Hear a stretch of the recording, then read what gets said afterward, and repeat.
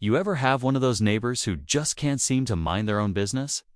Well, let me tell you about the day my neighbor Yep, a full-blown Karen, decided my private pool was her personal spa. No invitation, no warning, just her. And her oversized sunglasses climbing over my fence like it was some kind of open resort. I thought I was dreaming at first. I mean, who does that, right? It all started on a quiet Sunday afternoon. I was inside catching up on some emails when I heard a strange noise coming from the backyard. At first, I thought maybe it was just the wind knocking something over, but when I peeked through the blinds, I nearly choked on my coffee. There she was, in her leopard print swimsuit, standing like she owned the place, flipping her sandals off at the edge of my pool. Her kid was already halfway in, splashing around like it was their family vacation. Now, here's where it gets crazy. This isn't the first time Karen's been nosy or stepped out of line. She's complained about my grass being too wild, reported my wind chimes for noise pollution, and even left a note once telling me my porch lights were too bright at night. But this was a whole new level of entitled. I walked out, and last month she actually left a note on my door accusing my dog of giving her stress headaches just for barking during mail delivery. So yeah, Karen had a track record. But climbing over someone's fence to use their pool, that took her entitlement to a whole new level. I stepped outside, trying to stay calm. "Karen," I called out, already bracing for the usual dramatic response. She turned around like I was the one intruding. "Oh, don't be so uptight," she said, waving me off like I was some annoying waiter at a restaurant. "It's hot, and the community pool is way too crowded. You've got plenty of room here." Her tone was that perfect blend of fake sweet and passive-aggressive that only the most seasoned, entitled people seem to master. Meanwhile, her kid had dragged a pool float out of my storage bin without asking and was now trying to balance on it like it was a circus act. I couldn't believe what I was seeing. I asked again nussly for them to leave. "Okay." And Karen rolled her eyes like I was being unreasonable for wanting privacy on my own property. "You really need to learn to share," she snapped, adjusting her sun hat and settling onto one of my patio chairs like she was here for the afternoon. I was stunned, but not surprised. Karen had always had this weird way of acting like the whole neighborhood was her territory. Once, she tried to block a delivery truck from parking near her driveway because she didn't like strangers around. Another time, she told the mail carrier that everyone's mailbox should be uniform colors to keep the street aesthetic. At this point, I knew talking wasn't going to work. She wasn't budging. And that's when I came up with an idea that would flip the script and she wouldn't see it coming, so I walked back inside, pretending to let it go. But I wasn't about to let someone like Karen just claim my backyard like it was a public park. I looked out the window, watching her settle in, pulling out her phone like she was about to post a poolside selfie. She even had the audacity to open one of the drinks from my outdoor fridge. That's when I realized this wasn't just entitlement. This was personal. I called my friend Mark, who lives 2 houses down and knows all about Karen's antics. He once caught her trying to redirect his sprinkler because she said it was wasting water by hitting the sidewalk. I told him what was going on, and without hesitation, he said, "Dude, fill it with ice. I've got 3 coolers in the garage." That's when the plan started to take shape. Not to be mean, but to send a very chilly message. While I waited for Mark to show up, I kept thinking back to other strange moments. Like the time Karen accused our elderly neighbor, Mrs. Dorsey, of hoarding mail just because she didn't check her mailbox for a few days.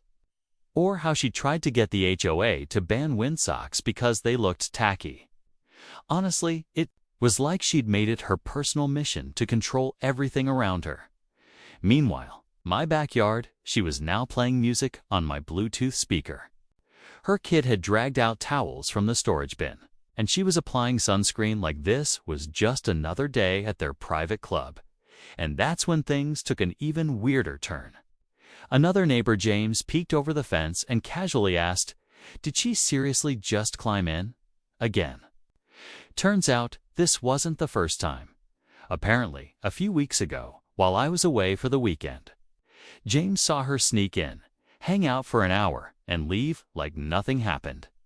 He didn't say anything at the time because he thought I might have given her permission? Nope, not even close. Now this wasn't just a rude neighbor, was someone who'd been treating my home like her own secret getaway. The question was, how far was she willing to go?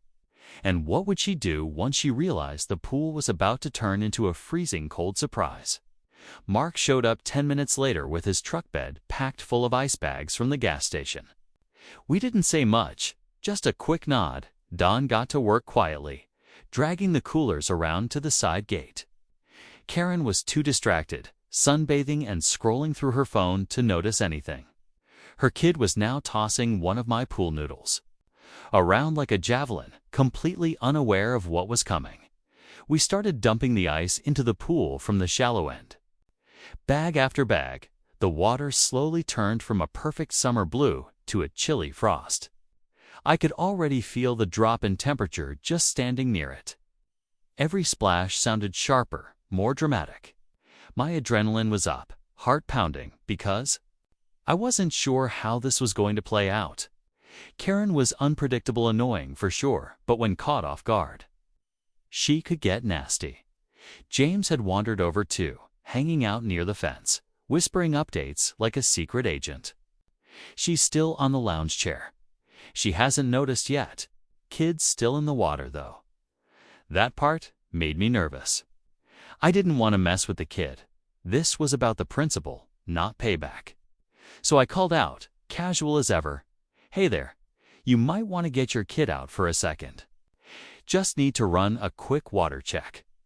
Karen sat up, squinting, her expression shifting the moment she saw the ice bags floating. "What are you doing?" she called out, her voice already taking on that familiar shrill edge. I could see her trying to make sense of it, her head turning left and right like she was looking for someone to blame besides herself. "You said I needed to learn to share," I said calmly, walking over. "So I thought I'd share something refreshing." She stood up, clearly flustered now, the spell of her unauthorized spa day broken. The ice was spreading fast, and her son had already scrambled out, shivering and complaining that the water felt like winter.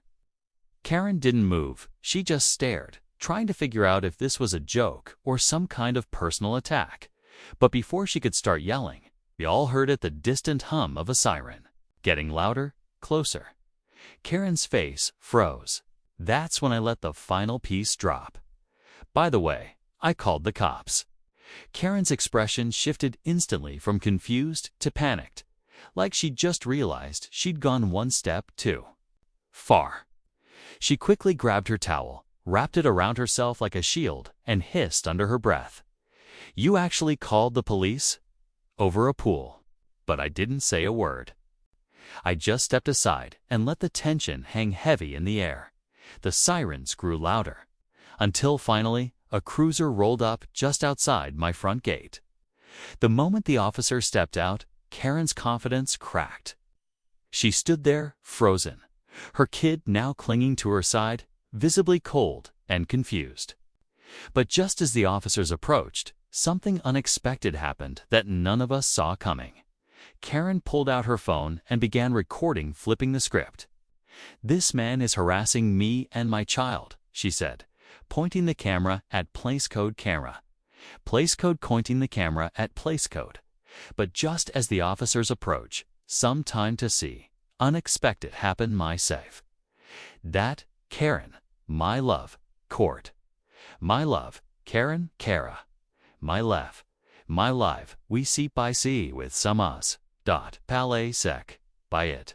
I see it, light callatly so side a tot I ca really sit. I sit you sit sicris cause I me lips skit capet to battery side I to kaya is bake it sits to but used is sick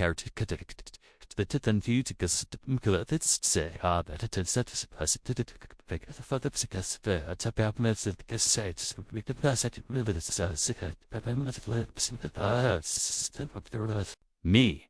He threw ice in the pool while my son was swimming. This is dangerous. I have footage, and I'm filing a report.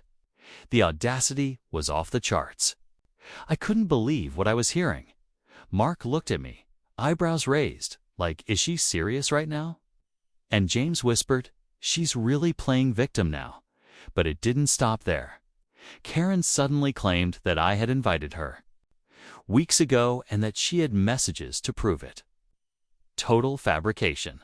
And yet, she was saying it with so much confidence that one of the officers glanced at me like maybe there was more to this.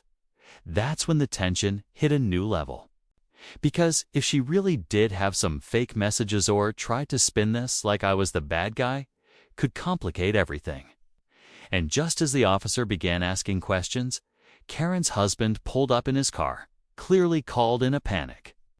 But instead of calming things down, he stormed out, waving his arms and shouting something I couldn't make out at first. That's when everything tilted, apparently. Karen hadn't told him where she was or that she'd taken their son without saying a word. And now her husband was furious not at me, but at her. Suddenly, the conflict wasn't just about trespassing. Anymore, it was about lies unraveling in front of everyone. And whatever Karen had been hiding was about to come crashing into the open. Karen's husband slammed his door and stormed through the gate, completely ignoring the cops. "Are you kidding me, Karen?" he barked, his voice echoing across the yard. "You dragged our kid over someone else's fence without permission? And now you're making up stories." He looked genuinely furious, and for the first time, Karen didn't have a comeback. Her usual sharp tone was gone. She just stood there, stunned, clutching her towel tighter as if it could somehow shield her from the truth catching up. One of the officers stepped in, separating them calmly, asking questions and trying to sort fact from fiction. Karen kept insisting it was just a misunderstanding, that she thought the neighborhood shared things like this, and that I had always been friendly. But her husband wasn't buying it tanned. Neither were the officers. Especially once Mark and James both spoke up and confirmed everything they'd witnessed, including her climbing the fence to seal the deal.